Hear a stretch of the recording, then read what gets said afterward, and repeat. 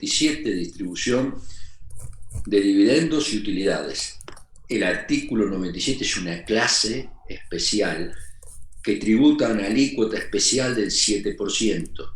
Luego tenemos el artículo 98, donde aparece la enajenación. Debe haber venta, enajenación de acciones, títulos, bonos, monedas digitales. Y ahí tengan presente que en el artículo 98 hay dos subclases. 98 inciso A y B, donde hay distintas alícuotas, puede ser el 5, puede ser el 15. Si la operación es en pesos, la alícuota va a ser el 5. Si la operación es con cláusula de ajuste, en pesos con cláusula de ajuste o moneda extranjera, la alícuota va a ser el 15.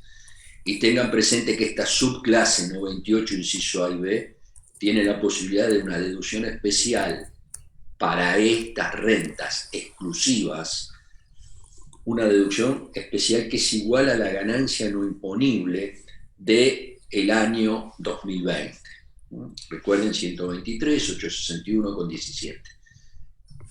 Tengan presente que las rentas del artículo 98, inciso C, solo tributan al 15%.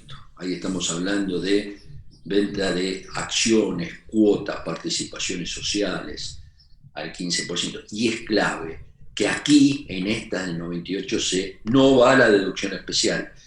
Y tengan presente que el cuarto párrafo del artículo 98 me da la forma de determinar el resultado. Ítem 1 para las rentas del 98A y B. Ítem 2 para las rentas del 98C.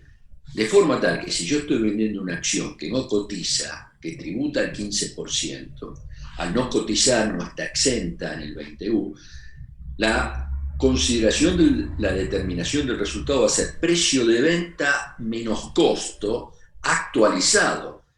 Pero el costo actualizado solo se aplica en función de lo que prevé el 93 segundo párrafo para las adquisiciones o inversiones en acciones a partir del 1 de enero del 2018. Si estamos vendiendo un título, un bono, una obligación negociable, una moneda digital que está en el 98, inciso A y B, ahí el cuarto párrafo, ítem 1, me dice para determinar el resultado positivo, no va en la base ni las diferencias de cambio ni la diferencia de cotización si la operación está hecha en moneda extranjera. Eso también es muy importante para tenerlo en cuenta. La otra renta cedular está prevista en el artículo 99 para la venta de inmuebles, pero acá se tiene que dar una condición de tiempo. El inmueble tiene que haber sido adquirido a partir del 1 de enero del 2018. Y si lo recibí por herencia, legado o donación, tiene que haber sido adquirido por el causante, el que falleció, el que me lo dio a mí en herencia, o el legador, quien me lo legó, quien me lo donó. Él lo tiene que haber adquirido a partir del 1 de enero del 2018.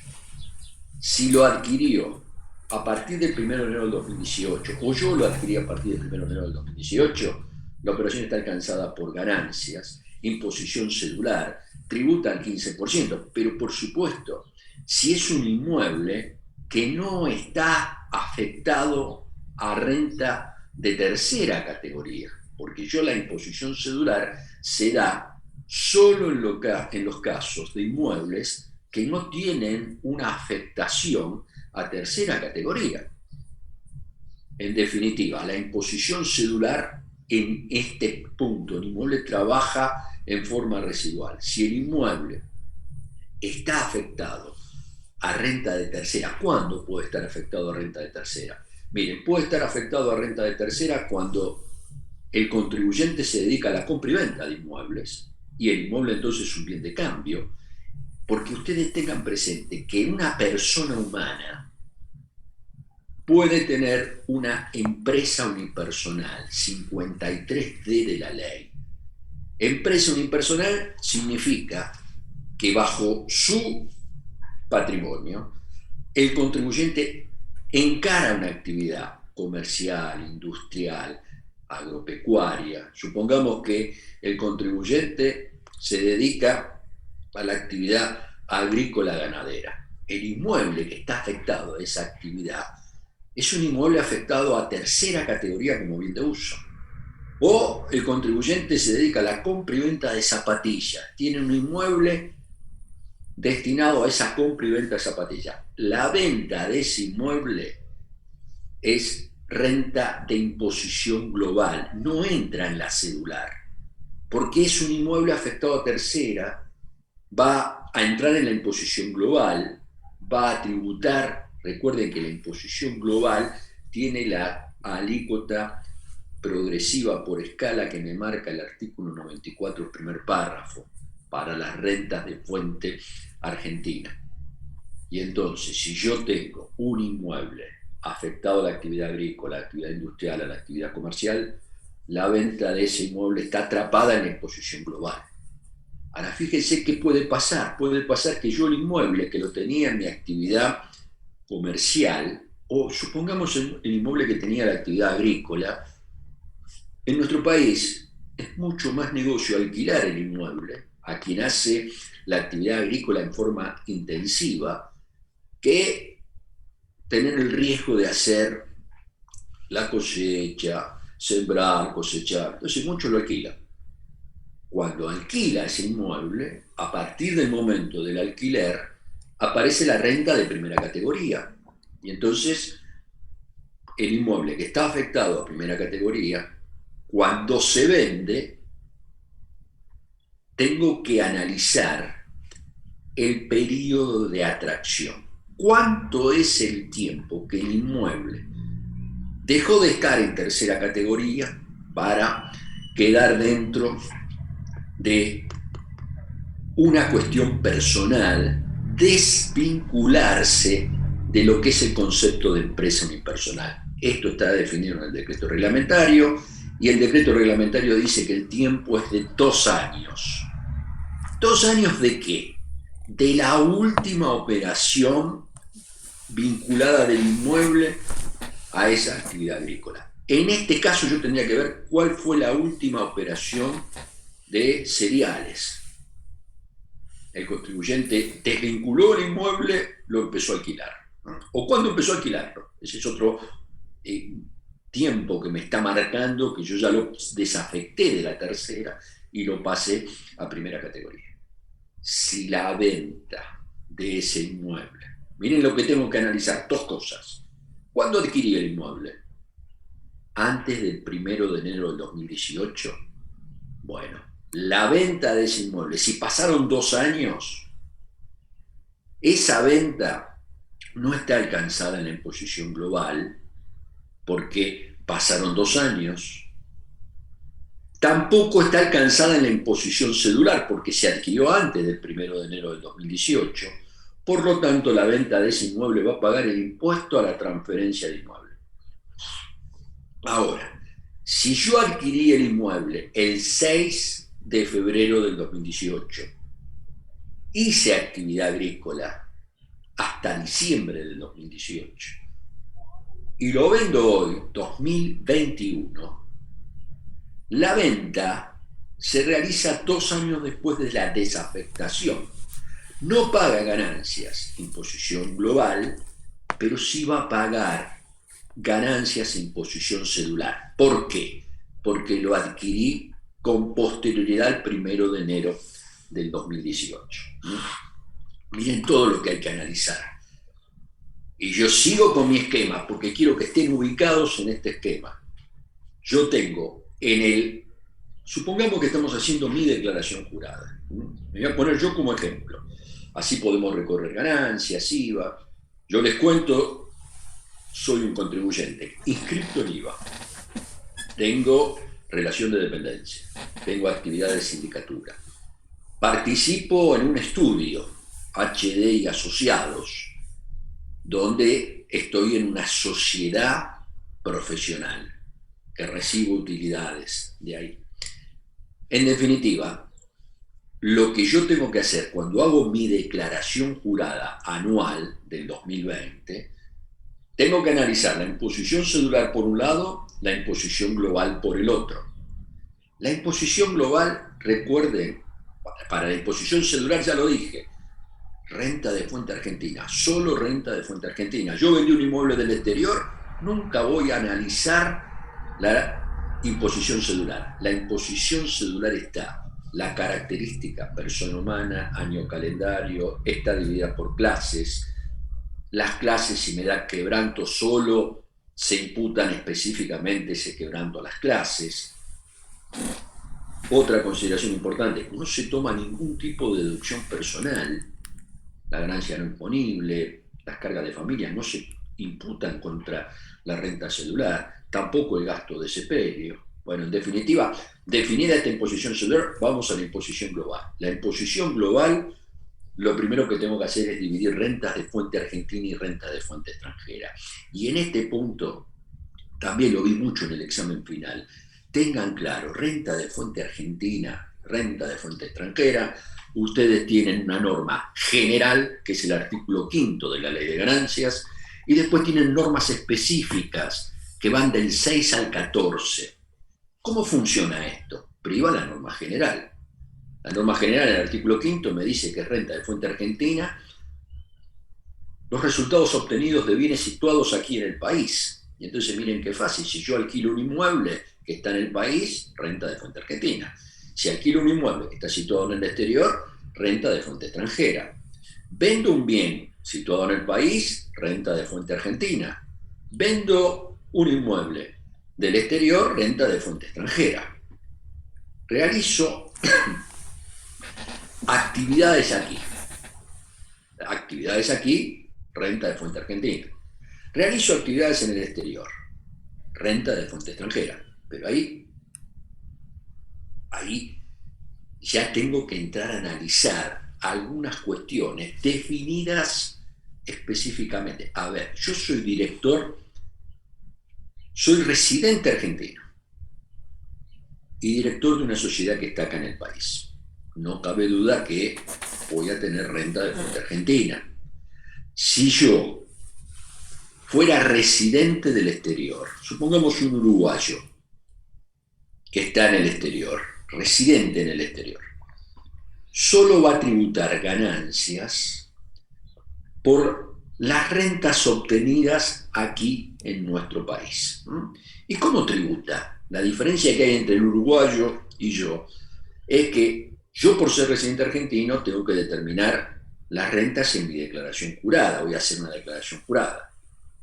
El que está en Uruguay, residente en Uruguay, por las rentas que tiene aquí, va a tributar como beneficiario del exterior. Artículo 102 de la ley, título quinto, 102 al 104. Y entonces, si un residente en el exterior es director de una sociedad argentina, en principio, si yo veo el artículo quinto, digo, es fuente extranjera, porque él está actuando en el exterior. No se aplica la norma general. Pero fíjense en ustedes, si tuvieran la ley, miren el artículo 13, primer párrafo de la Ley de Ganancias. Y van a ver ahí cómo está una norma específica que contempla que es lo que le da la fuente argentina es el lugar de constitución de la sociedad para la cual está trabajando el director. No importa si es el director residente de otro lugar. Se considera renta de fuente argentina porque la sociedad está aquí. Y entonces ese director, ¿cómo tributa ganancias? Va a tributar ganancias a los parámetros que establece el régimen de beneficiario del exterior. Alícuota 35%. Utilidad definida en el artículo 104, último inciso, el 90%. Esa renta, la sociedad cuando le pague al director, le va a retener el 31,50, que es el producto de aplicar sobre 100. 90 de utilidad, alícuota del 35 me da el 31,5. Otra cosa, yo digo, fuente argentina, fuente extranjera. Por supuesto que si yo tengo un título emitido por el país, es renta de fuente argentina. Tengo un título emitido en el exterior, renta de fuente extranjera. Ahora, ¿qué pasa cuando yo tengo un portfolio en el exterior? Está situado en el exterior y en el exterior, en ese portfolio tengo acciones de nuestro país y tengo títulos de nuestro país.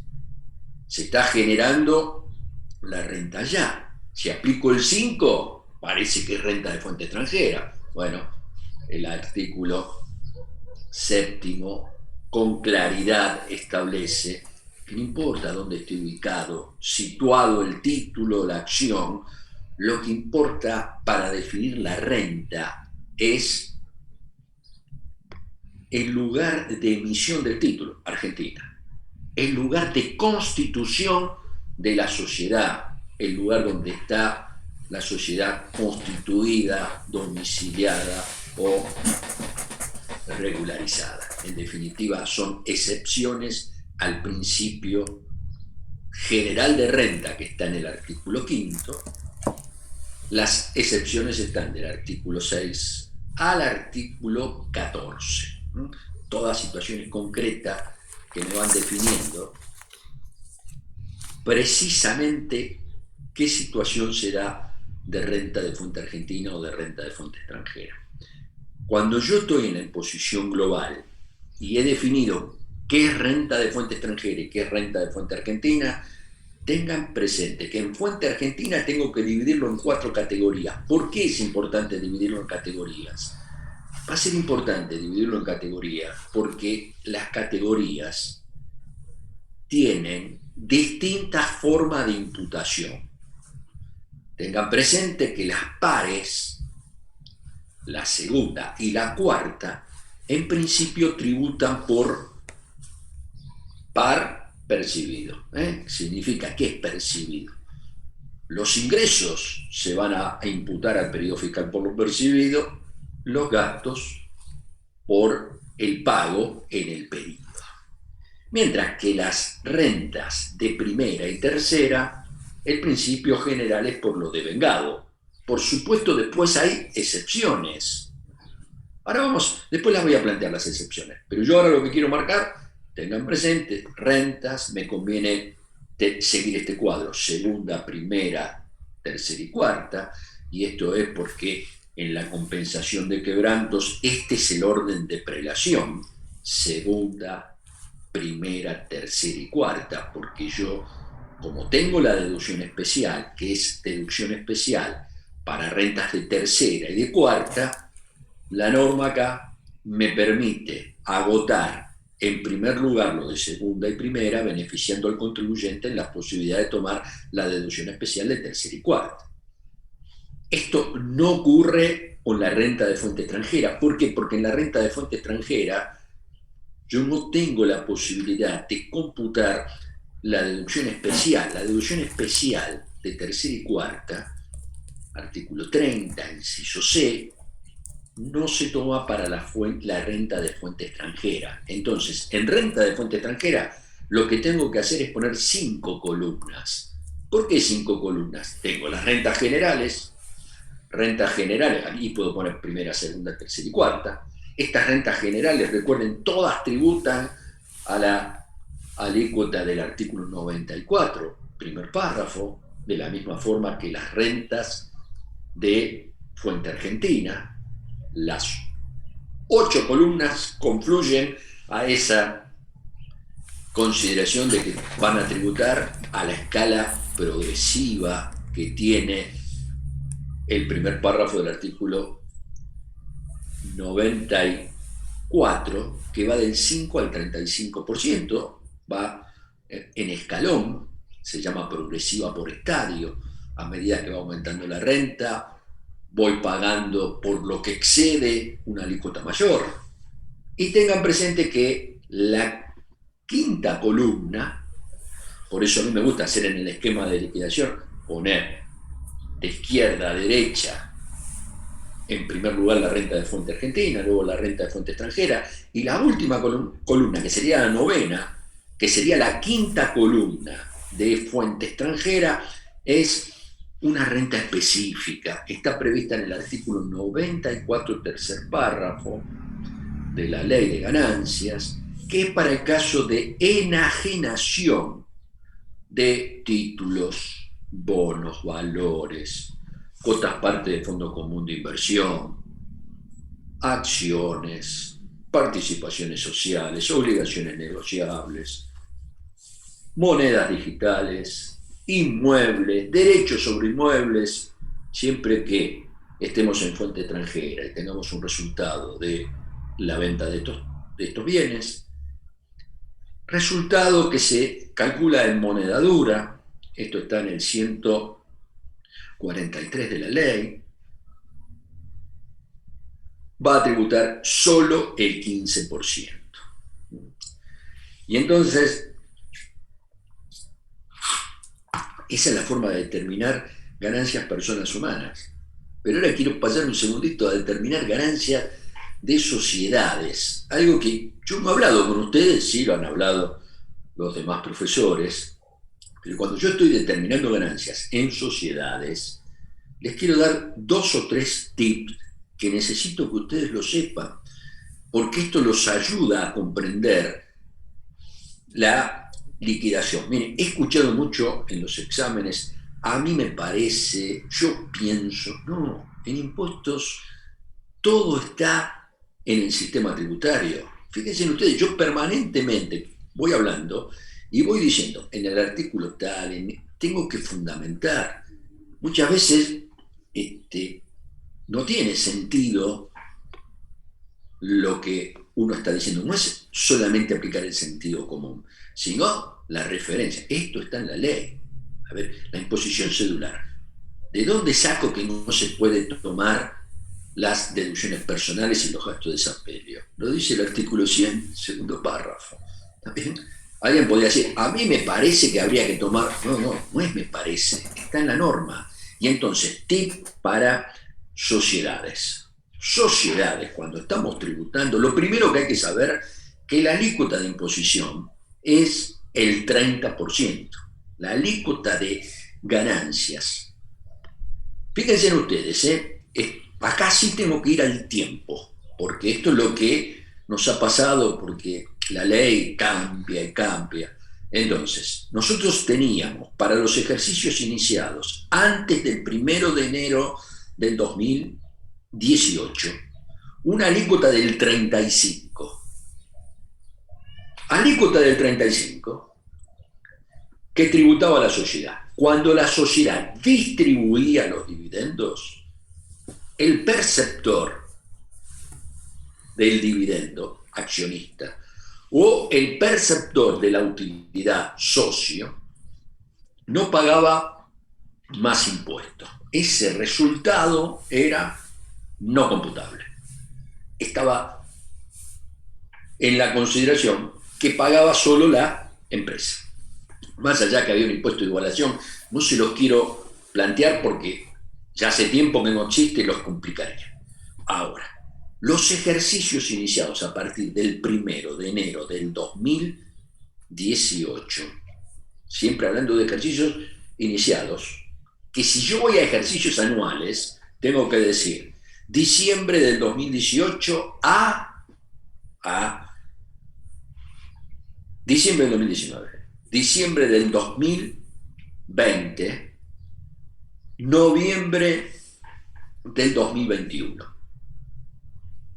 Durante 3 años, insisto, ejercicios comenzados el 1 de enero del 2018. Si lo traduzco en cierres anuales completos, diciembre del 2018 a noviembre del 2021. Todos esos ejercicios, si bien la alícuota era otra la que marcaba la ley, se aplicó algo transitorio que en definitiva terminó siendo definitivo, 30% la imposición, y cuando se distribuyen los resultados en cabeza de la persona, se tributa el 7%. Ahora bien, fíjense que eso ya lo ha cambiado la ley 27630, y hoy quiero que lo sepan, hoy ya estamos dando la charla sabiendo que muchos de ustedes pueden haber promocionado. En definitiva, quiero que ya se ubiquen en el mundo profesional. Los ejercicios iniciados a partir del 4.º año de la vigencia de la 27430, o se los paso a la situación concreta, iniciados a partir del 1 de enero del 2021, ejercicios que ya están transcurriendo, ejercicios anuales que el primer cierre es diciembre del 2021,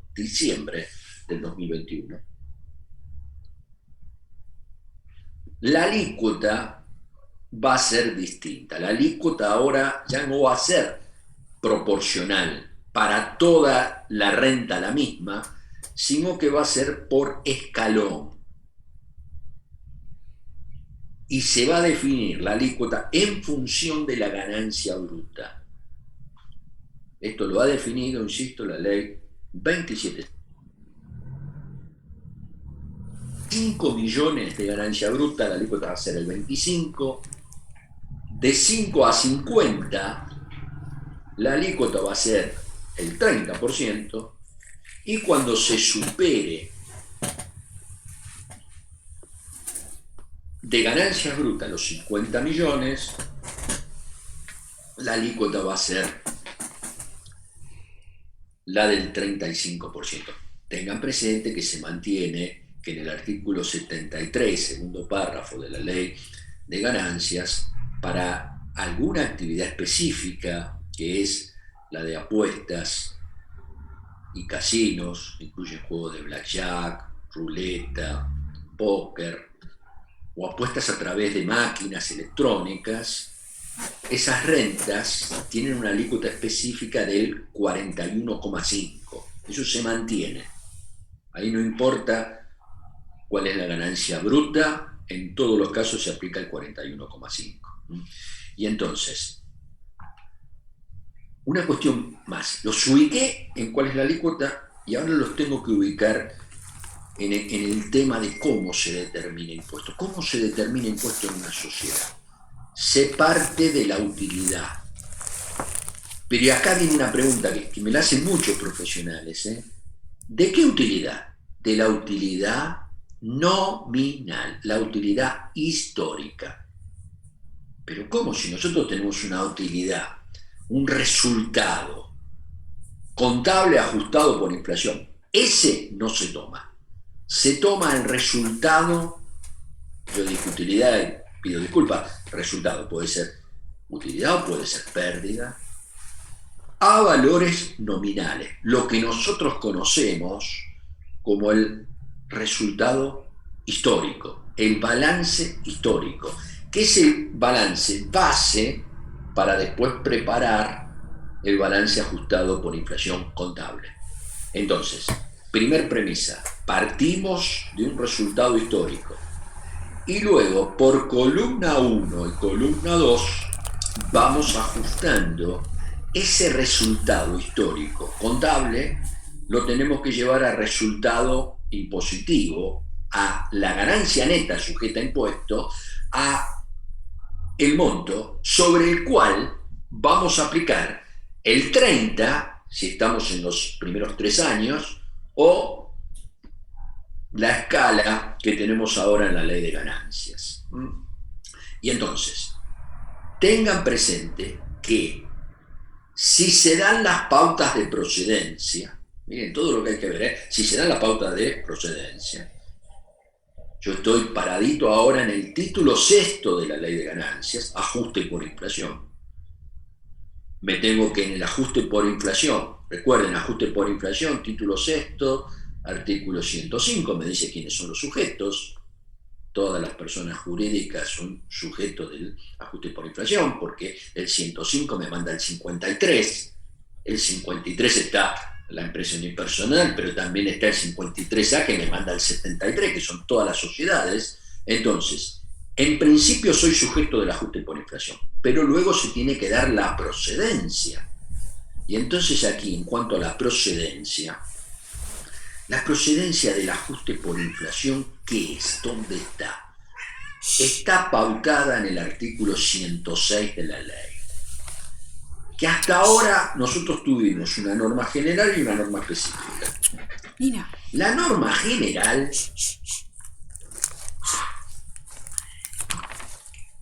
establece que cuando en los últimos 3 años la pauta de inflación superó el 100%, pauta de inflación, ¿cómo se mide en ganancias la pauta de inflación? Se mide en función del índice de precio al consumidor.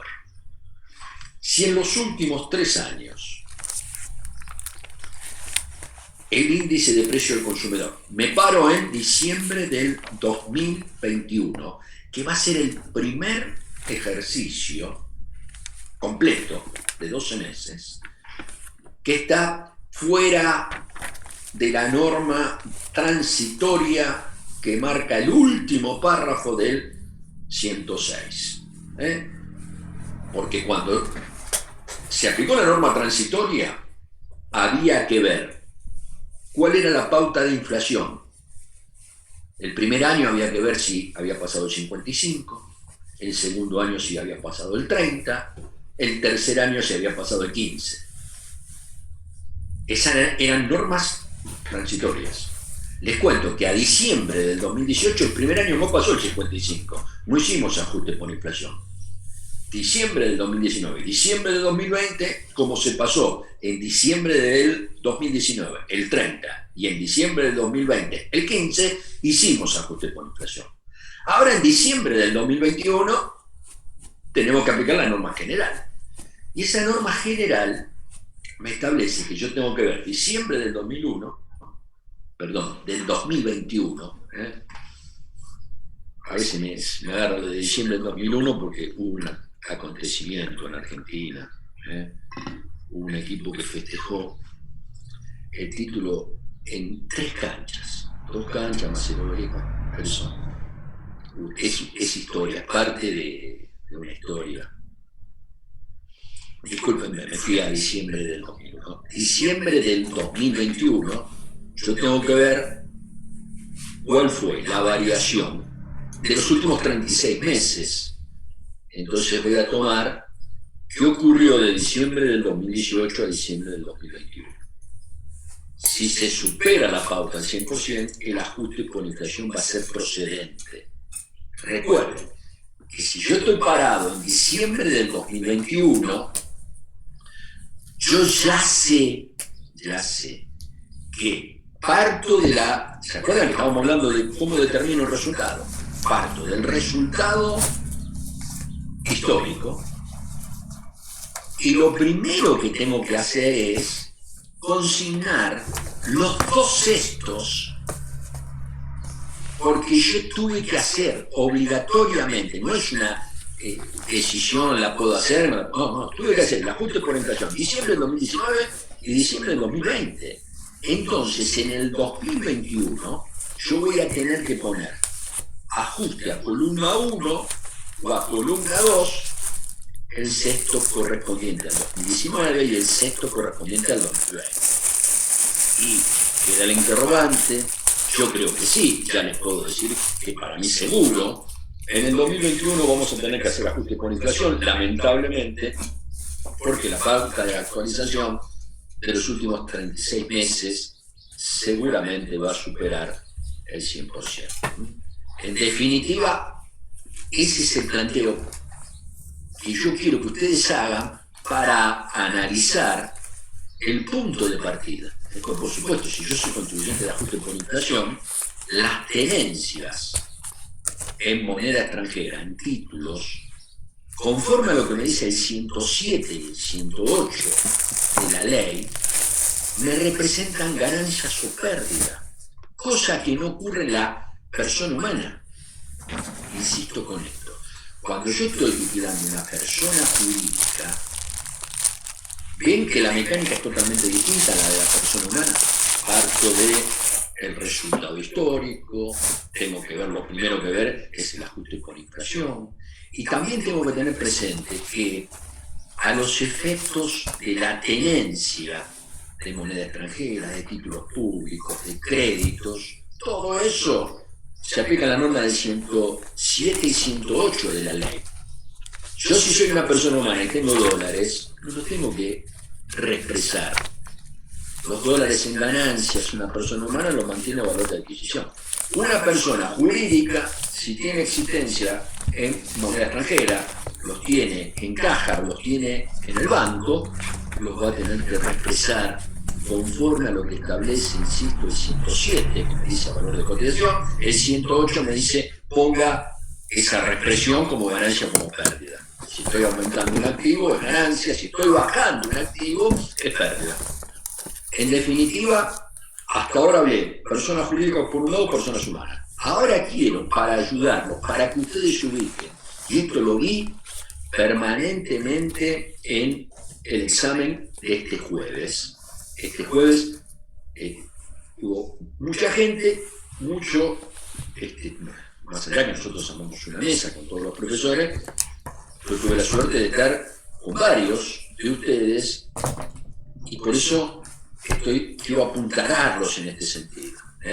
A ver, ¿cómo integro sociedad con persona humana? ¿Cuándo se integra? A ver, yo que estoy hablando de persona humana, ¿qué pasa cuando yo tengo también una sociedad anónima? La sociedad anónima tributa, pero ¿cómo interactúa la persona humana con la sociedad anónima? O el socio con la sociedad de responsabilidad limitada. Esto es clave en la profesión. Permanentemente las consultas profesionales tienen que ver con esto. Y entonces, tengan presente que yo con una sociedad anónima, que es mía, supongamos que yo soy accionista de esa sociedad, puedo tener 4 roles.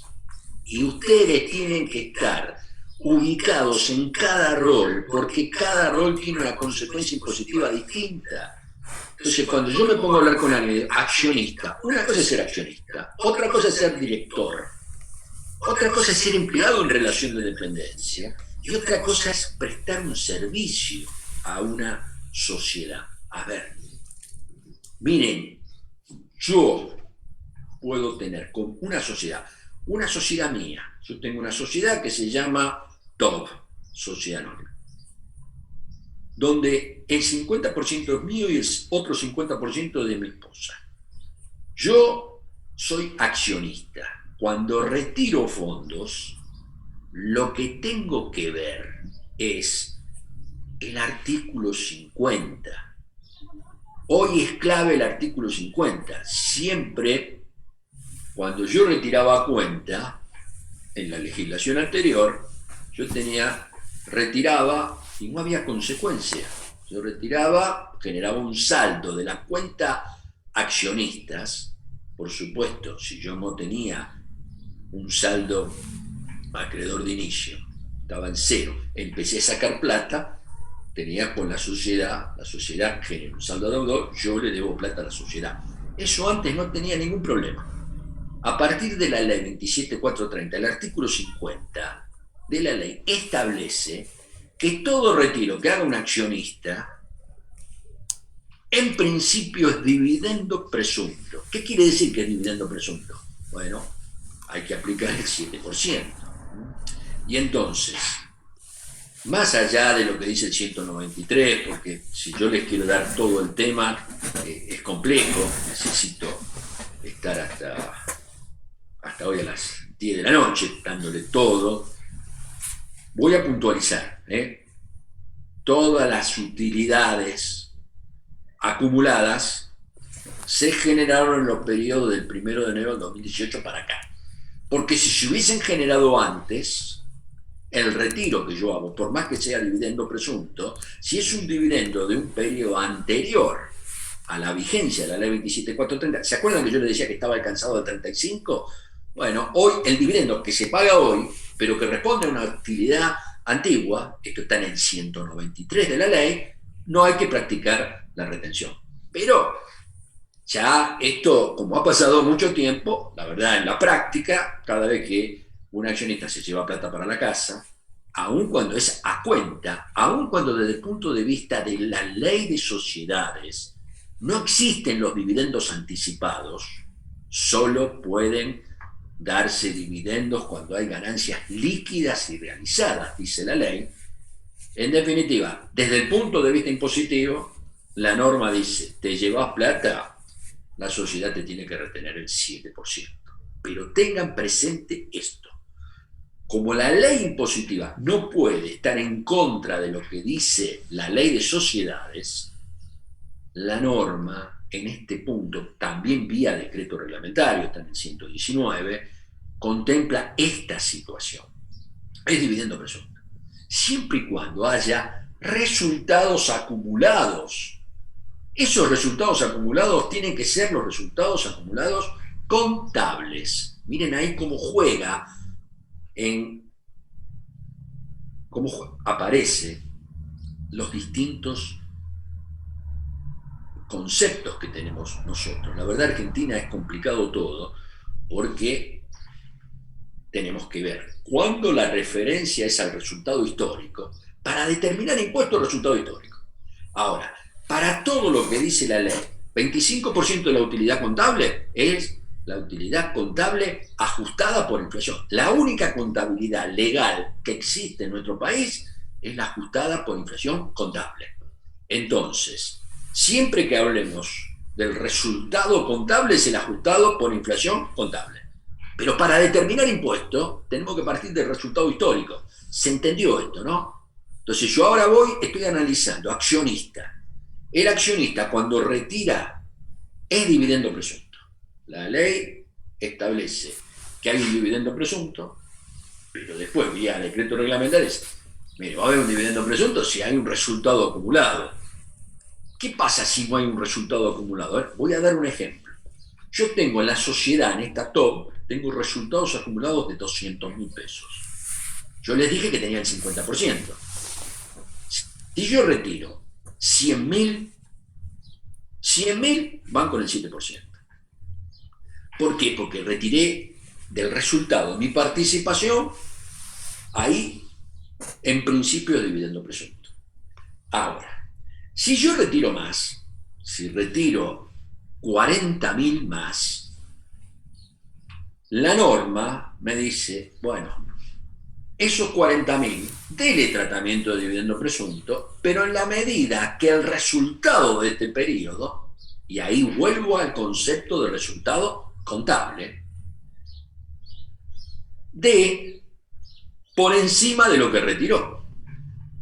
Para lo cual, en el ejemplo que estoy comentando, tendría que darme el resultado contable 80.000 o más. Recuerden que yo tengo el 50%. Ahora, si el resultado contable es 20, yo de los 40 que retiré, 10 pueden ser dividendo presunto. Los otros 30 funcionan como un interés presunto. ¿Qué quiere decir eso? Funciona como un préstamo para mí, que soy accionista, y la sociedad va a tener que generar un interés presunto sobre el cual va a pagar impuesto la sociedad. Les di el esquema del accionista. Por supuesto, yo también, aparte de ser accionista, no es mi caso, yo no soy director en esta sociedad, pero supongamos que fuera director. Si yo soy director, el análisis es totalmente distinto. Cuando yo retiro a cuenta de director, ese retiro no genera para la sociedad importe a retener. Alguien me puede decir, pero ¿cómo, profesor? ¿No aplica la retención, la 830, que es la retención general de ganancias? No. ¿Dónde está esto? En la propia resolución. Es un retiro a cuenta. No se aplica ahí la retención. Porque todavía no está el concepto de honorario. El concepto de honorario se va a dar cuando la asamblea apruebe esos honorarios.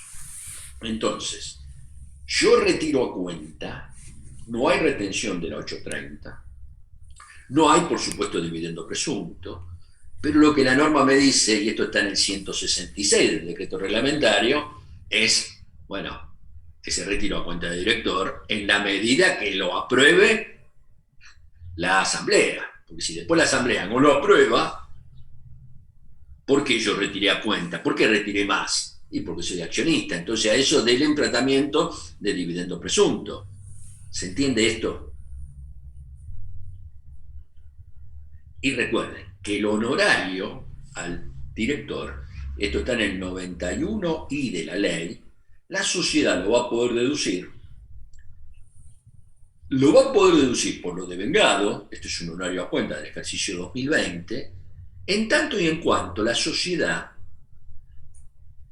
apruebe ese honorario, lo asigne en forma individual antes de la fecha de vencimiento de la presentación de la declaración jurada de ganancias. Este es un requisito en cuanto al tiempo, en cuanto a la instrumentación. Pero después también hay un requisito en cuanto a el monto.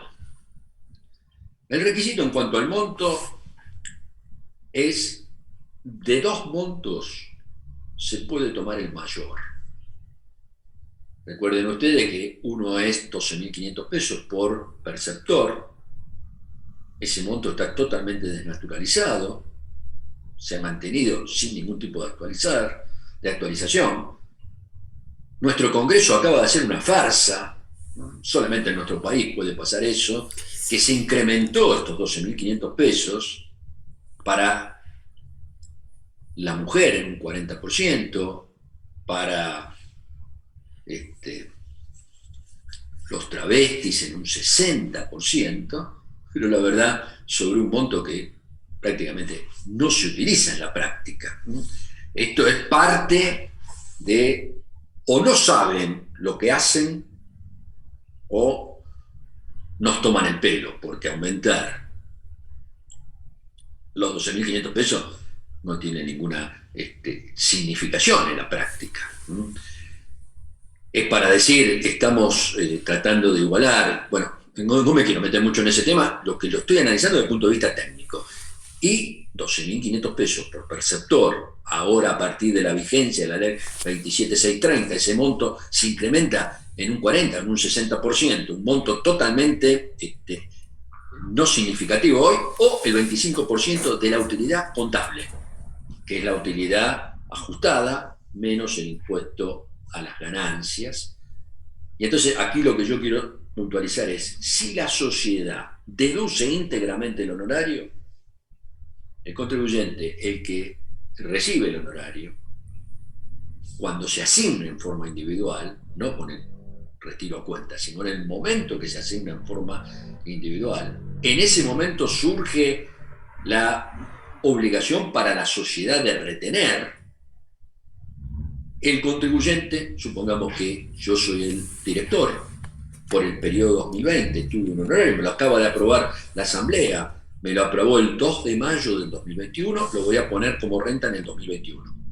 ¿Cuánto va a ser renta? Va a ser renta de la 4ª categoría, una excepción al principio de lo percibido, porque fíjense ustedes, yo lo fui cobrando en el 2020, pero lo estoy imputando en el 2021, lo pongo acá cuando la sociedad lo deduce por el periodo 2020.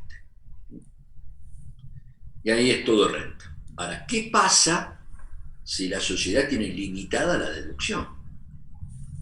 Me dio 300.000 pesos a mí, pero solo pudo deducir, chocó con el 25% de la utilidad contable y solo tuvo como concepto a deducir de los 300.000 míos 200.000.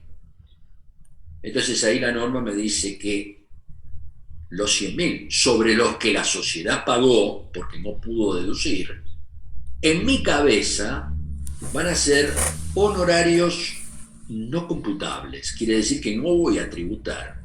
Pero atención, siempre y cuando la sociedad haya determinado impuesto en función de esos 100.000. Supongamos, para hacer el ejemplo, somos 2 los directores, los 2 tuvimos la misma cifra, la sociedad tendría al 30% que tener un impuesto de, como yo estoy tomando como no computable, 100.000, la sociedad tiene que haber determinado un impuesto de 60.000 o más. ¿Por qué 60.000 o más? Porque 30.000 es el 30% de los 100.000 que yo estoy poniendo como no computable. Como yo estoy hablando de que tengo el 50% y hay otro director que se da la misma situación, para que los dos tengamos la posibilidad de tomarlo como no computable, el impuesto tiene que ser 60. Si el impuesto fuera 30, determinado por la sociedad, yo voy a poder tomar de esos 100.000 solo la mitad como no computable y voy a tener que tributar por, en el ejemplo, 250.000. 200 que la sociedad dedujo, 50.000 que la sociedad no dedujo, pero como el impuesto determinado solo fue, en el caso de la participación que me corresponde a mí, de 15.000, yo voy a poder poner como no computable 50.000. Accionista, director. Relación de dependencia. ¿Puedo ser yo estar en relación de dependencia en una sociedad anónima en la cual soy accionista, en la cual soy director? Sí, el fisco lo admite. En algún momento yo sostuve que tendría que hacerse con criterio, con sentido común. Yo siempre mantuve de las proporciones, siempre planteé que si yo tengo el 80% de una sociedad, soy presidente, no puedo estar en relación de dependencia. Siempre planteé eso. El fisco, a través de preguntas frecuentes, de relación con la profesión y todo, ojo, no hay una resolución interpretativa, es opiniones de segundo orden. El fisco fue diciendo, puede.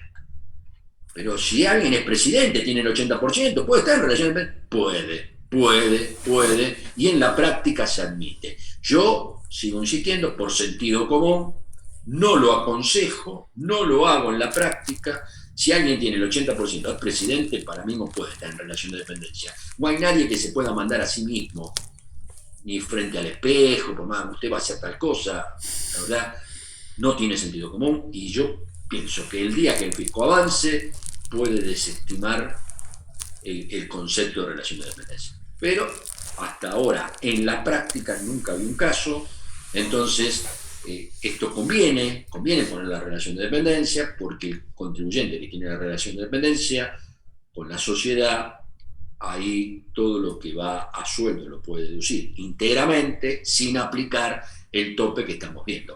Por supuesto que la deducción de sueldos es distinta, no es como la del honorario que la sociedad aprueba en un momento y se toma para atrás la deducción, a ultranza el devengado. En el sueldo, todos sabemos que en tercera categoría la sociedad deduce por lo devengado.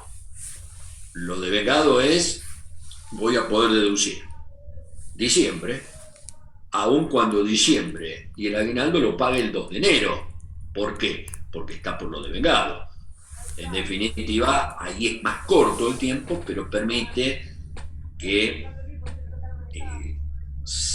se deduzca sin límite la sociedad.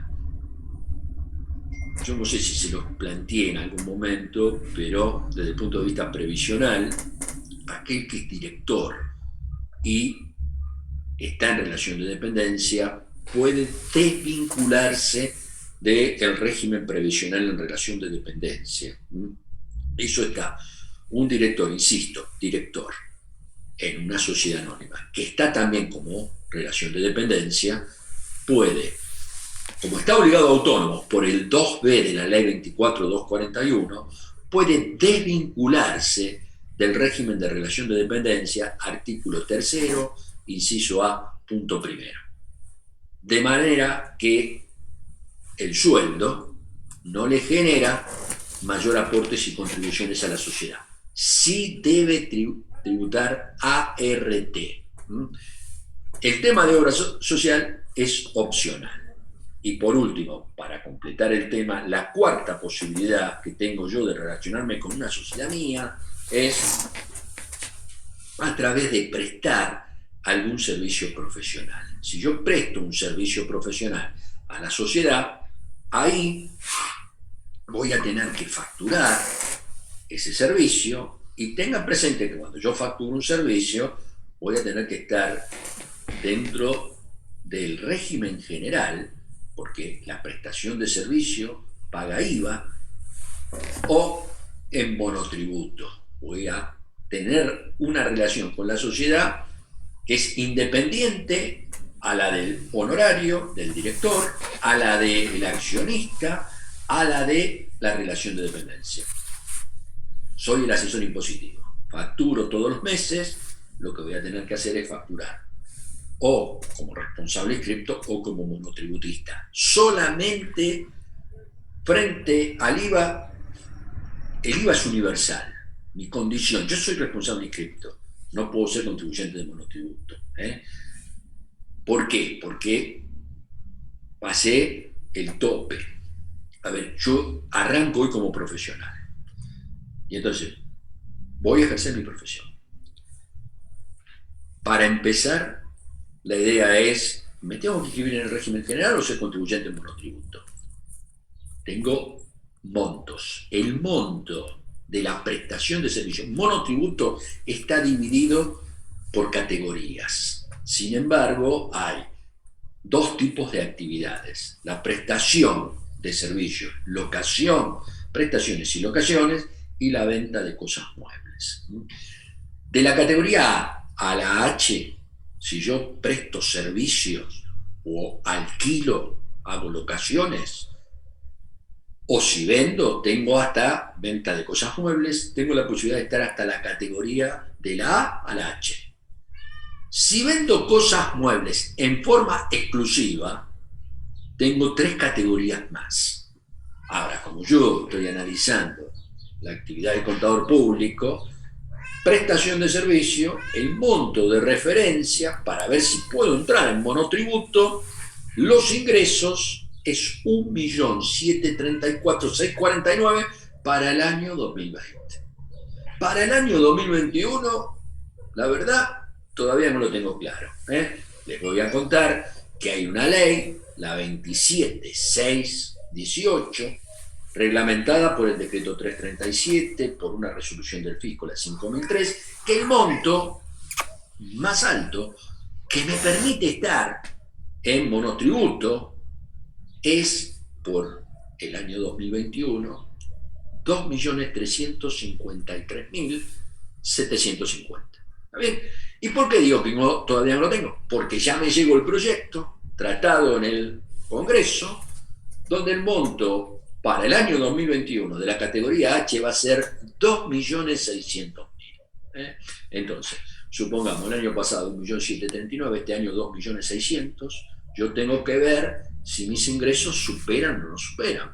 Pero aparte, en monotributo, es clave otro análisis, que es un análisis integral. A ver, ¿qué otras actividades planteo hacer yo? O supongamos que voy a comenzar y al mismo tiempo yo venía alquilando 3 casas. Las alquilaba, las 3 casas, y ahora empiezo con la prestación de servicio. El alquiler de 3 casas, como en ese caso las casas no estaban alcanzadas por IVA, el alquiler. Recuerden que para el alquiler de inmuebles en el IVA, esto se encuentra en el artículo 7H.22. Yo en alquiler de inmuebles en el IVA tengo 3 situaciones que analizar. Tengo exención plena, grabado pleno o algún análisis intermedio. A ver, grabado pleno, cuando yo estoy alquilando inmuebles para fiestas, reuniones, conferencias y similares. En ese caso, ya no me interesa el monto, yo ya sé que eso está alcanzado. Alquilo para fiesta. Un alquiler, un día lunes a la tarde lo alquilé en 1.400 pesos, alcanzado por IVA. No me interesa el monto. Si yo estoy alquilando un inmueble donde el locatario lo utiliza para casa habitación, o alquilo un inmueble para actividad agrícola ganadera, o alquilo un inmueble al Estado Nacional, 7H22 está exento. No me interesa el monto. Ahora, todo lo demás, alquilo a un profesional, alquilo a una industria, alquilo a un negocio, alquilo para una oficina de arquitecto. En todos esos casos, lo que interesa, por supuesto, lo digo desde el punto de vista simbólico, lo digo porque en algún momento se va a modificar, en algún momento volveremos a la pauta de que no es importante aplicar el IVA a ciertas situaciones. Bueno, el monto es hasta 1.500 pesos por unidad, por locación, está exento. Todo lo que supere está grabado. Hoy ya ese análisis no lo hacemos porque ¿quién va a alquilar por menos de 1.500 pesos una unidad? Bien, en definitiva, un contribuyente que tenía 3 inmuebles, que los alquilaba a personas que lo destinaban a vivienda, cuando inicia su actividad profesional, ese contribuyente no puede incorporarse en monotributo, no le da los parámetros. ¿Por qué? Porque tiene 3 alquileres de inmuebles y su actividad. Entonces, en monotributo se puede tener hasta 3 actividades y o unidades de explotación. Este contribuyente tiene 2 actividades, alquiler de inmueble por un lado y su actividad profesional por el otro, pero tiene 3 unidades en alquiler, 3 unidades, más la actividad profesional, 4 queda fuera. Sí podría entrar en monotributo si tuviera 2 inmuebles en alquiler más su actividad profesional. Ahí lo que tiene que hacer es los ingresos de las 3 les indican la categoría a la cual el contribuyente va a estar y va a tributar en función de la categoría de los ingresos totales del alquiler de los 2 inmuebles. Pero si está exento, no importa, se toma los ingresos del alquiler más los ingresos de la profesión, los 3, y ahí sí lo que no puede pasar es la pauta. Supongamos que sale el proyecto que está en el Congreso de 2.600.000. ¿Y cómo se toma esa pauta? Si bien la categorización en monotributo es semestral, se hace en enero y en julio, siempre la pauta de exclusión es los últimos ingresos. Los últimos ingresos de los 365 días al ingreso actual. Yo tengo que en todo momento estar viendo que un ingreso que tengo, esto es mucho más fácil haciéndolo si soy profesional, soy profesional, voy a devengar, va por lo devengado, un ingreso hoy terminé un informe, lo entregué, 500.000 pesos, me pagaron por ese informe, no me lo pagaron, yo facturé 500, entonces hoy, que es 3 de julio, yo tengo que hacer el análisis de los ingresos devengados del 4 de julio del 2020 a hoy. Si yo supero, en este momento la pauta sería 2.600.000. Si lo supero, automáticamente estoy fuera. Me tengo que inscribir en el IVA. ¿Desde cuándo? Desde las 0 horas de hoy.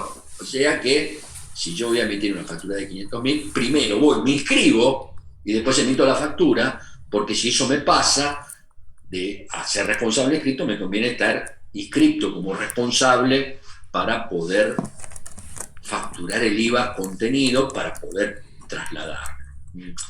Bien, les quise dar un poco el esquema general. Ya, la verdad, ya tendría que estar en IVA, y para poder hablar de IVA, de bienes personales, de convenio, voy a tratar de acotar un poquitito del monotributo, algunas cuestiones que tengan en cuenta. Yo puedo estar en monotributo siendo empleado de relación de dependencia. Esa actividad, empleado de relación de dependencia, esto está en el artículo 11, 12 del decreto reglamentario. El decreto de monotributo, si ustedes lo quieren encontrar, pongan decreto 1 del 2010 actualizado. Y todo lo que es la ley de monotributo, ley 24.977, actualizada. Ahí tienen la norma y, en definitiva, lo que yo les planteo ahora es: ingreso en relación de dependencia no conspira con monotributo, es compatible. Jubilación tampoco.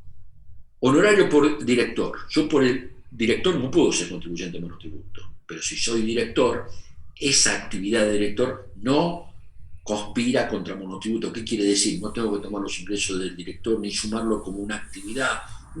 Lo que yo no puedo hacer es prestar dinero. Es una actividad, si presto dinero, que me excluye del régimen de monotributo, y ahí ya tengo que paso a ser inscripto en IVA. Otra cosa interesante, hoy ya en monotributo no puede haber un condominio. Durante mucho tiempo existió el condominio, de la ley 27430 en adelante no. Entonces puede ser que yo tenga un condominio donde junto a un hermano, junto a un amigo, tenemos un inmueble, lo alquilamos, ese inmueble se lo alquilamos a una industria y entonces paga IVA. Yo puedo alquilar el condominio como sujeto de IVA, resolución 1032 de la FIP, y entonces ahí ese condominio está escrito en IVA. Y yo tengo una partecita del condominio. ¿Puedo ser monotributista? Sí. ¿Y ese condominio lo tomo? Ese condominio no lo considero a los fines de la categorización en el monotributo, pero como recuerden, como yo tengo un condominio que está alquilado, voy a tener 50% de ese alquiler en mi declaración jurada de ganancias de imposición global. Y la renta de monotributo entra en la imposición global como renta exenta. Recuerden que el monotributo está exento en IVA y en ganancias. Y hoy yo les decía, cuando comencé, que una actividad mía es, yo participo de HD Sociedades, ahí tengo ingresos.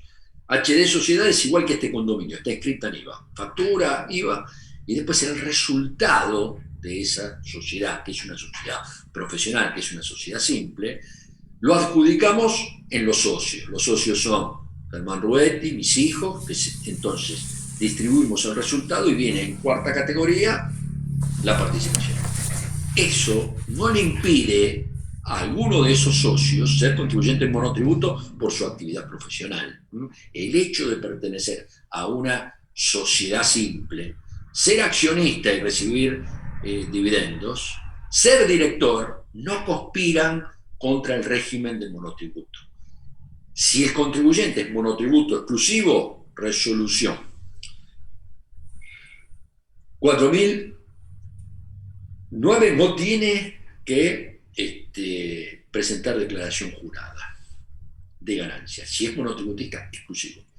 En el caso que yo planteé, donde yo soy, no es mi caso, pero es uno de los componentes del estudio, que es monotributista, y recibe un resultado del estudio, está obligado, o recibe una participación en el alquiler de inmueble, está obligado a presentar declaración jurada de ganancias.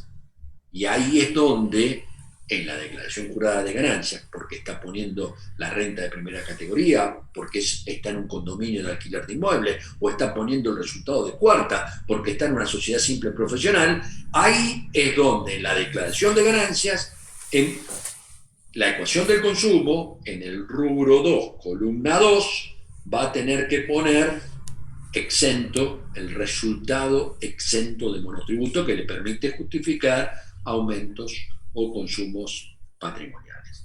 Bien, una cosa, me voy a meter en IVA. Yo con algunos, en este ida y vuelta que he tenido, que me mandaron, profesor, le quiero preguntar algo, yo no contesté preguntas después de haber terminado la clase especial de los sábados, por una cuestión de respeto a todos. Yo había dicho que mientras dure las clases, porque cuando me preguntan yo tengo la posibilidad de transmitirlas. Ayer me llegó una pregunta interesante que quiero contarla para todos. ¿Qué pasa con aquellos que se dedican a minar criptomoneda? ¿Qué es minar una criptomoneda? Es entrar a través de, con cierta tecnología y verificar esa criptomoneda, y por el hecho de estar verificando esa criptomoneda le pagan con criptomoneda. En definitiva, minar criptomoneda es una prestación de servicio que realiza alguien por la cual le pagan en criptomoneda. Entonces, la pregunta era, ¿por esto hay imposición celular? No, no, no. Esto es una prestación de servicio. Prestación de servicio que está alcanzada por IVA. Yo, por esa criptomoneda que recibo, tengo que emitir un comprobante. ¿Puedo ser monotributista? Sí, puedo ser monotributista. En la medida que no supere este año los 2.600.000, puedo ser monotributista. ¿Tengo que emitir comprobante? Emito comprobante. Recibo la criptomoneda. Ahora, una vez que tengo la criptomoneda, si yo esa criptomoneda la vendo, esa venta de criptomoneda, en la medida que la criptomoneda no esté anclada en ningún país del exterior, aplicando el artículo 5, es una operación realizada aquí, en definitiva, voy a tributar por la imposición celular, artículo 98, inciso A y B, cuando vendo la criptomoneda. Cuando recibo la criptomoneda estoy en una prestación de servicio. Bien, vamos a hablar un poquitito del IVA. Me voy a meter en el IVA. El IVA realmente es el impuesto que a mí más me gusta en cuanto a la posibilidad que he tenido de desarrollarlo, de escribir. Es el impuesto más complejo que ganancias. Lo que pasa es que es un impuesto que requiere la conceptualización y después, en definitiva, marcha solo. No tiene tantos problemas en la liquidación, pero sí en la conceptualización. Entonces, en el IVA, en la actividad mía profesional, a ver, me voy a meter en la actividad profesional para jugar con distintas aristas. Tengan presente que en el IVA, el desarrollo mío profesional, los ingresos en relación de dependencia no juegan para el monto del prorrateo. Esto es clave. Es el único caso donde puedo distinguir la universalidad del IVA es en la persona humana. Y el único ejemplo son los ingresos en relación de dependencia, los ingresos por jubilación. Eso, pese a que tienen que ver con mi actividad profesional, quedan fuera de la consideración de lo que es el prorrateo. Recuerden que IVA es la determinación del impuesto en función del débito menos el crédito. Y entonces yo, por ese ingreso en relación de dependencia, si yo estuviera jubilado, todos esos conceptos que entran no están alcanzados por el impuesto. En definitiva, hay que prorratear. Si yo me compro una laptop, me compro la luz de mi oficina, ¿la tengo? No la tengo que prorratear, en definitiva, porque eso, vía decreto reglamentario, la norma establece que no se considera en el análisis de la actividad gravada. Es el único caso. Todos los demás casos está el principio de universalidad del IVA, que requiere que si hay una operación no alcanzada, haya una apropiación del crédito fiscal. Ejemplo de mi actividad. Si yo diera una charla al exterior, desde aquí, desde mi casa, desde mi estudio, esa operación sería una operación asimilable a una exportación. ¿Por qué? Porque quien la está recibiendo hoy con la inmediatez, hoy en el artículo primero, segundo párrafo, segunda oración, que me establece que quien va a utilizar económicamente el servicio es quien lo recibe en forma inmediata, y la inmediatez la tiene quien me está escuchando en Uruguay. Supongamos que me escuchara alguien en Uruguay, en Paraguay, en España.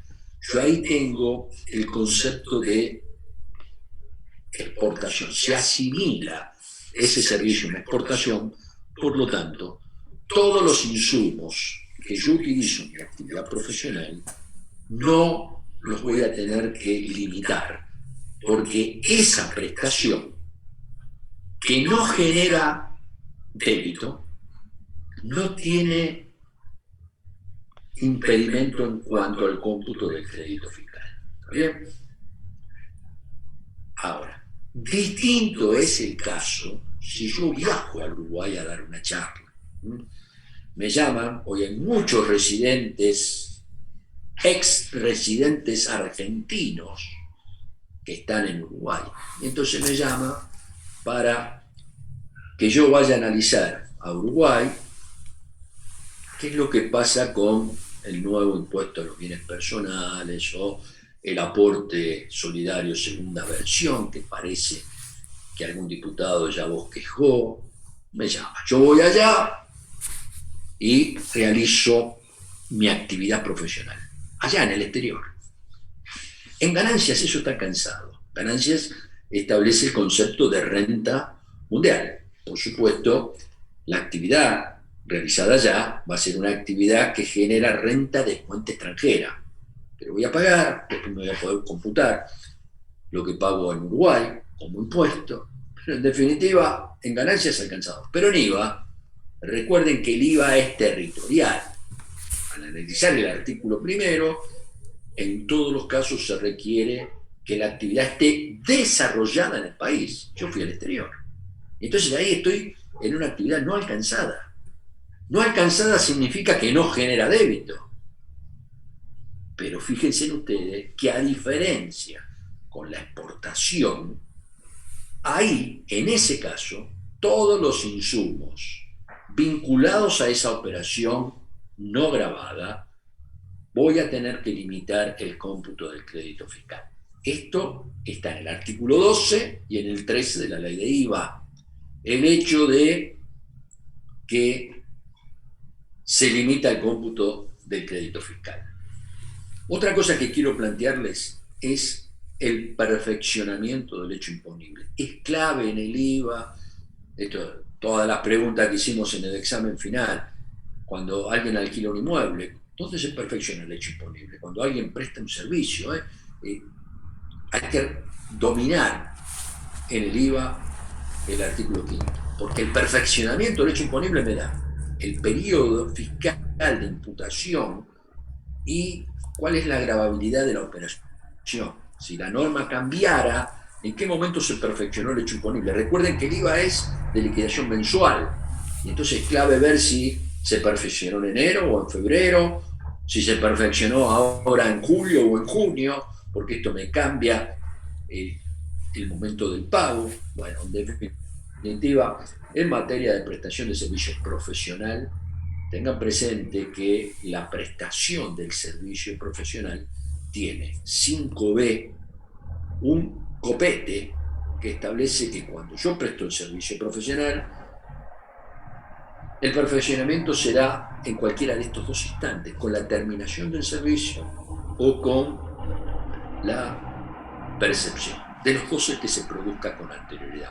Fíjense que la factura no aparece ahí. La factura aparece cuando el servicio profesional tiene que ver con una retribución a través del consejo, de una caja forense. Entonces, si yo estoy certificando un balance en provincia de Buenos Aires, donde está actuando el consejo como regulador de ese honorario, ahí la factura 5B.4 me va a perfeccionar el hecho imponible, porque ahí aparece la factura como hecho generador. No en las demás prestaciones. Cuando yo estoy con un cliente, si yo con el cliente regulo por un trabajo concreto, me llaman para hacer un dictamen profesional respecto del IVA. En una situación, yo tengo que hacer un dictamen y ahí se da la norma del copete del 5B, donde la prestación del servicio profesional se va a imputar al periodo de la percepción o del momento que se termina. ¿Y cuándo se termina la prestación acá? El día que yo entrego el informe. Yo entregué el informe el último día de junio, va a junio. Lo entregué el viernes 2 de julio, va al 2 de julio. Salvo que lo hubiese percibido en junio. Así es como funciona. Con una consideración más. ¿Qué pasa con los servicios continuos? Para mí la ley dice una cosa, el decreto dice otra. Lo he discutido mucho tiempo. Hoy ya es irrelevante. Estoy con la idea de lo que dice el decreto reglamentario para no generar conflicto, para no generar problemas con ustedes y que en definitiva tengan la posición del fisco. Yo sigo pensando que la ley marca situaciones distintas. Cuando yo tengo un servicio continuo y presto el servicio, en el servicio continuo debería ser con percepción o terminación. El servicio continuo solo termina el día que el cliente viene y me dice, me quiero llevar las carpetas. Bueno, ahí termina. Sin embargo, el decreto reglamentario dice que en servicios continuos se debe imputar el impuesto a el periodo mensual. Y entonces, al hacer la factura, yo ya lo estoy generando, estoy acotando a un mes el servicio, y entonces con la emisión de la factura ya se genera el IVA para la prestación del servicio profesional. Insisto, el IVA, cuando es servicio continuo, factura, cuando está regulado por el Consejo, Colegio, Caja Forense, factura. En todos los demás casos, con la percepción o la terminación del servicio. Por supuesto, cuando yo digo factura, también se da la percepción como hecho generador de la obligación tributaria. Es factura o percepción de los dos, el que sea con anterioridad. La verdad, yo ya tengo la deformación práctica de decir con la factura, porque sin factura no he visto que nadie pague un honorario. Es muy difícil que alguien pague un honorario sin que se emita la factura, porque para poder computar el crédito fiscal del otro lado tiene que estar la factura. Entonces, en la práctica, antes de emitir el pago, todos dicen, mándame la factura, más hoy que la factura es por comprobante electrónico.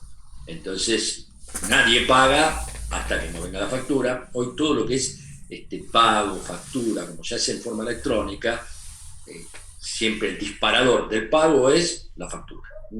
Pero técnicamente es percepción, terminación, percepción y factura en los casos que comenté que se tiene que dar la factura. Denme 10 minutos más. Me voy a tomar un ratito más de la clase de hoy, que empezamos más tarde por el recuperatorio. Miren, un tema que quiero contarles que hace mucho a la actividad profesional tiene que ver con las participaciones y trabajos que realizamos los profesionales en forma conjunta. Tengan presente que el IVA, en el artículo 4, segundo párrafo, cualquier asociación, colaboración, ya es sujeto para impuesto al valor agregado. Entonces, si yo me uniera con uno de ustedes para hacer un trabajo profesional, ¿qué pasa? ¿Ya tenemos que inscribirnos en IVA? ¿Hay que inscribirse en IVA? Van a ver ustedes que el segundo párrafo del artículo 4 lo manda, en el caso de trabajo profesional, al decreto reglamentario. Y es el decreto el que establece en el artículo 15 que para poder mantener la individualidad profesional, es decir, yo estoy hablando que dos profesionales se junten, tienen que ser sujetos frente al impuesto al valor agregado, con lo que conlleva ser sujeto en el IVA. Ya si son los dos, no pueden ser contribuyentes de monotributo. Los dos van a tener que ser sujetos juntos, se tienen que inscribir, tienen que facturar. Entonces, ¿hay alguna posibilidad que dos profesionales mantengan la individualidad? ¿Qué significa esto? ¿Que cada uno factura su nombre? Bueno, artículo 15, sí, cuando el trabajo sea ocasional, cuando se trate de dos personas humanas. Yo no lo podría hacer con mi estudio. Si me junto con alguno de ustedes y el estudio, ya tenemos que ser sujetos. Ahora, si lo hago yo a título personal y uno de ustedes, y cada uno factura su parte, podemos mantener la individualidad en la medida que el trabajo sea ocasional. Que no lo mantengamos, que no sea servicio continuo, que sea un trabajo especial. Y otra cosa que he charlado mucho en los exámenes y quiero contarles cómo es el tema de obra sobre inmueble propio. Cuando yo tengo un inmueble, cuando yo construyo un inmueble, donde aparece la necesidad de el elemento subjetivo, esto estoy paradito en el 3B, en pocos hechos imponibles de IVA aparece la conjunción de tres elementos. En venta de cosa mueble, el elemento objetivo, subjetivo, territorial. Y aquí, en obra sobre el inmueble propio, otra vez la necesidad de que exista un sujeto. El elemento objetivo fácil, obra sobre el inmueble propio. El elemento territorial es que sea dentro del país. La obra sobre inmueble propio, recuerden, esto está en el artículo 4 del decreto reglamentario, cuando está sujeta a denuncia en los códigos de edificación. Si yo pinto mi casa y la vendo, si yo corro una ventana, todo eso no está dentro del concepto de obra sobre inmueble propio. Para que exista obra sobre inmueble propio, yo tengo que lo que he construido estar sujeto a denuncia municipal. Si hago un quincho en mi casa, bueno, en definitiva, hay obra sobre inmueble propio. Pero después viene el tercer elemento, el elemento subjetivo, que constructora es una definición subjetiva vinculada al objeto.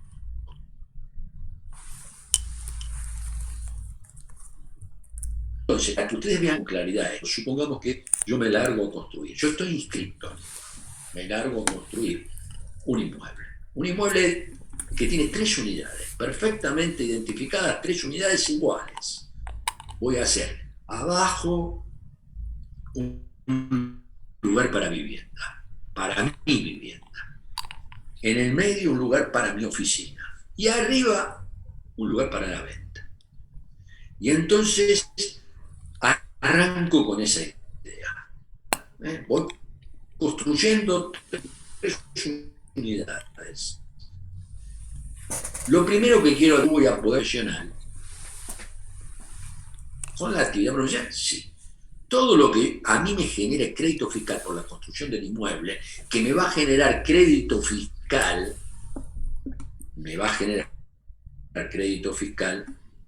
en la compra de materiales, arena, cal, cemento, sanitario,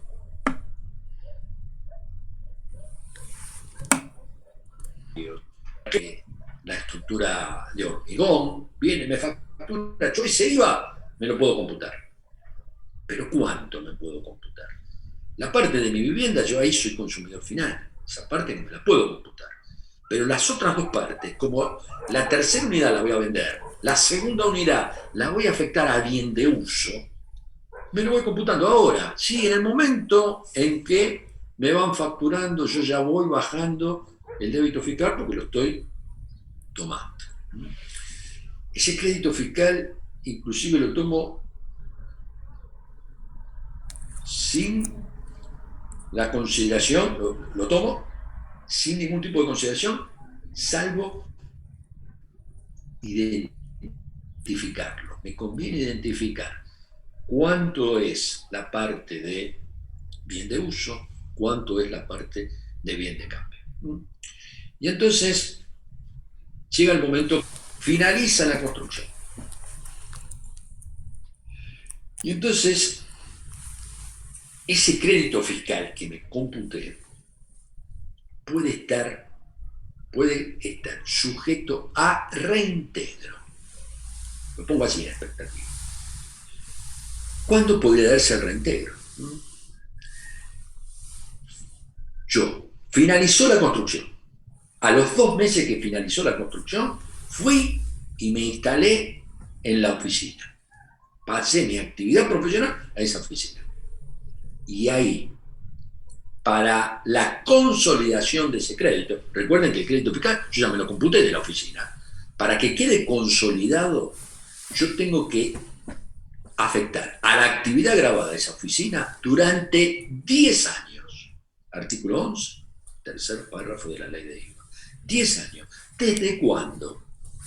desde la finalización o de la afectación.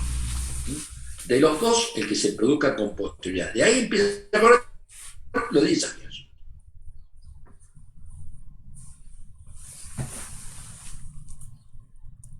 Yo vendí la oficina antes de los 10 años. La venta no genera débito. ¿Pero por qué no genera débito? No genera débito porque yo tuve la intención de construir para afectar a bien de uso. La prueba que la tuve 7 años. Para que exista por esa hora el carácter de empresa constructora, yo tenía que haber construido con el ánimo de lucrar con la venta y construcción de esa oficina. Y no fue el caso, porque yo la destiné a bien de uso. Ahora, si la vendo en el 7º año, no genera débito por el precio de venta, pero va a generar débito por el reintegro del crédito fiscal. Ese reintegro del crédito fiscal va a valor nominal. Pero el 4º párrafo dice que se actualiza del 11. Sí, pero esa actualización no se aplica por el artículo 39 de la ley 24073. Hace tiempo que venimos sin aplicar las actualizaciones contenidas en el sistema tributario. Ahora, ¿y qué pasa con el bien de cambio? Yo me computé todo el crédito fiscal. Si vendo, genero débito fiscal. Con esta consideración, el débito fiscal, si la construcción del inmueble está concebida para vivienda, tengo una alícuota reducida del 10,5. Y por supuesto, toda la mano de obra, todos los trabajos en general sobre inmueble ajeno que me hicieron, yo avisé que estaba concebido para vivienda, también me facturaron al 10,5. Cosa que no ocurre con los bienes. Cuando me instalaron los sanitarios o las aberturas, eso vino al 21. La alícuota diferencial es solo para el trabajo en general sobre inmueble ajeno o la obra sobre inmueble propio. Ahora, supongamos que yo no pude vender el inmueble y entonces lo alquilé. Lo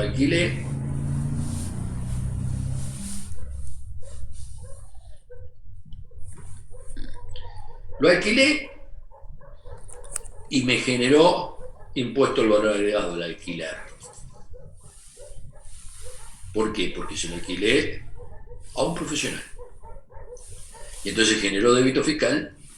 Eso también consolida el crédito. ¿Qué? Si lo hubiese alquilado para vivienda, al estar exento, voy a tener que reintegrar el crédito fiscal. Por supuesto, siempre que hablo de alquiler, estoy hablando de lo que dice el artículo 5 del decreto reglamentario, que el alquiler fue de 3 años, continuo o discontinuo. Eso automáticamente me saca el propósito de lucro y la venta de ese inmueble no va a generar débito fiscal. Bien, tengo muchas cosas más. Algo que quiero plantear de convenio multilateral por fusión. Yo mi actividad profesional distribuyo, tengo actividad profesional en provincia y en capital. Estoy matriculado en capital, en provincia, y entonces voy a tener que distribuir la base imponible, la potestad tributaria entre provincia y capital conforme a un régimen especial previsto en el artículo 10. Cuando estamos en presencia de un régimen especial, no hay referencia a un hecho pasado. Los ingresos se imputan en función de ese régimen especial sin coeficientes, sino como lo dice la norma. No hay un armado de coeficientes, no, lo dice la norma cómo debo distribuir. Y acá yo tengo mi oficina en Capital Federal. La consideración es, cuando yo cobro un ingreso, porque estoy asesorando impositivamente o firmando el balance de una empresa que está en provincia, supongamos Rigoló, Catorini, que están en provincia, yo los ingresos los tengo que distribuir 80 a provincia y 20% a capital. Y supongamos, yo en mi caso pago ingresos brutos en capital porque pertenezco a un estudio. Pero si yo estuviera solito haciendo la profesión, no estuviera organizado en forma de empresas, en provincia de Buenos Aires está grabado, en capital está exento. Y entonces, esto se los quiero decir para que vean cómo juega el convenio. El convenio, si bien la normativa dice que cuando un contribuyente desarrolle en dos o más jurisdicciones actividad, el convenio va a distribuir la base imponible. Lo que hace el convenio distribuye potestad tributaria. ¿Qué significa? Que sobre los ingresos que yo cobro en provincia de Buenos Aires, voy a poner 80% en provincia y 20% en capital. Potestad tributaria. Capital tiene potestad tributaria sobre este 20%, que está exento. ¿Bien? De la misma forma que si yo tengo un ingreso acá en Capital Federal, va 100% a Capital Federal. Y si yo tuviera ingresos por otra actividad, no por la profesión, supongamos que yo también tengo ingresos porque vendo cursos profesionales. De hecho, es una realidad, los cursos profesionales que vende el estudio los imputamos conforme al régimen general, artículo 12. Ahí sí tengo que ir a buscar los ingresos y gastos que surjan del balance cerrado en el año anterior. TOB, que yo les decía, cierra en agosto. Entonces tengo que ir a buscar los ingresos y gastos para distribuir todo el 2021, ingresos brutos en todos los fiscos de nuestro país, es de liquidación anual, año calendario, no importa el cierre, pero yo voy a distribuir durante todo el año en función de ingresos y gastos que surjan, artículo 5 del convenio, que surjan del balance cerrado en el año inmediato anterior. El balance que va del 1 de agosto del 2019 al 31 de julio del 2020. Esos ingresos y gastos. Ingresos y gastos que los voy a tomar del balance contable. Ingresos y gastos que van del balance ajustado por inflación contable. Ingresos y gastos que me van a permitir armar la planilla de convenio multilateral para ver cuánto imputo a Buenos Aires, a Capital, como me escuchan, por suerte, gente de todo el país, cuánto imputo para una jurisdicción, cuánto imputo para la otra. Por lo tanto, los ingresos de este año, del 2021, los profesionales los voy a distribuir conforme al artículo 10, régimen especial. Pero el resto de los ingresos, por los cursos, los voy a distribuir conforme al artículo 2. Bien, les agradezco porque se quedaron muchos, pasados de hora. Lo que necesiten, ahora nos vamos a ver en las clases de consulta al examen. Mi consejo es, traten de aprobar la materia porque se sacan 2 materias. Para aprobar la materia tienen que saber, la mejor forma de aprobar es con conocimiento. Hoy traté de darle un esquema más profesional que de alumno, ya ubicándonos en el terreno profesional. Quedamos para vernos en cualquier momento. Suerte y un consejo. Todo lo que yo he dicho, todo lo que he dicho, lo he dicho de la ley y del decreto reglamentario. Miren, me pasó cuando fui alumno. Yo cuando fui alumno, hace mucho tiempo, tuve un profesor que me maravillé escuchándolo. Yo cursé impuestos 1, impuestos 2. Impuestos 1 cursé con una profesora, la verdad fue una materia más. Pero cuando escuché a Balzarotti dar clase, me maravillé de cómo daba clase Balzarotti. Guillermo Balzarotti, para mí una eminencia, fue el que yo era muy jovencito, me recibí a los 21 años, en ese momento creo que tenía 19 años, yo ya trabajaba en impuestos, y cuando lo vi a Balzarotti, me impresionó tanto que fui a estudiar con profundidad los temas. Y perdí el eje. ¿Por qué? Porque no era necesario la profundidad en los temas, sino era necesario el conocimiento básico. Nosotros en los exámenes tomamos el conocimiento básico, lo que dice la ley y el decreto reglamentario. Por supuesto que a mí me encanta cuando viene un alumno y razona y dice, no, la doctrina dice tal cosa, la jurisprudencia, porque leyó y profundizó, y últimamente también me encanta el alumno que viene y me habla de actualidad, que sabe que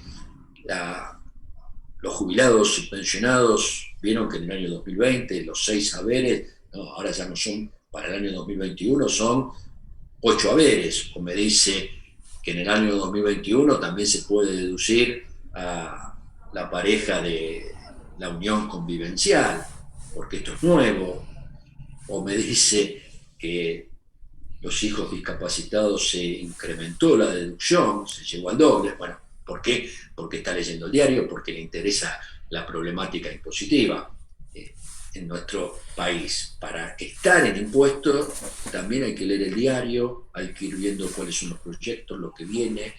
Hoy yo dije que ya hay un diputado que está diciendo que en pandemia habría que seguir aplicando el impuesto excepcional al patrimonio, que es el aporte solidario y extraordinario, que se aplicó en nuestro país por única vez, pero ya están diciendo que es bueno seguir aplicándolo. Entonces, yo no quiero que ustedes estén todo el día viendo impuestos, y insisto, nosotros en el examen tomamos la ley y el decreto.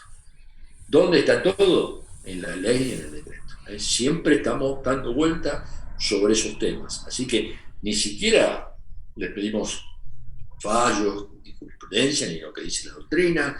Si, yo les cuento, yo recibo una publicación especialista en el tema, que es el REPAR. Todos los días sale algo nuevo. El REPAR cada 10 minutos saca en un blog, una comunicación permanente, una noticia nueva, cada 10 minutos. O si no, hacen, por supuesto, habla de todo, integral, de la parte laboral, de la parte provisional, de las medidas de repro, pero es permanente. Yo lo tengo y es permanente. Las novedades, va saliendo una cosa, lo que va a salir mañana, es permanente. Un sistema tributario totalmente desequilibrado tenemos. Y siguen cambiando y cambiando. Fíjense que en el año 2021 ya cambiaron ganancias, personas humanas y personas jurídicas. Es un gran desafío estar en el tema profesional, en materia impositiva. Pero bueno, ese desafío también nos mantiene actualizados y nos mantiene jóvenes. Bueno, suerte, que les vaya bien, estudien. Lo que más vale en nuestro país es el conocimiento. Lo único que uno tiene atesorado y que nadie se lo puede sacar es el conocimiento. Cuando hablan de propiedad privada y todo, el conocimiento nadie se lo puede sacar. Suerte. Gracias, que les vaya Humberto. Muy enriquecedora la clase. Gracias. Gracias, profe. Chao, gracias. Gracias, profe. Claro, suerte.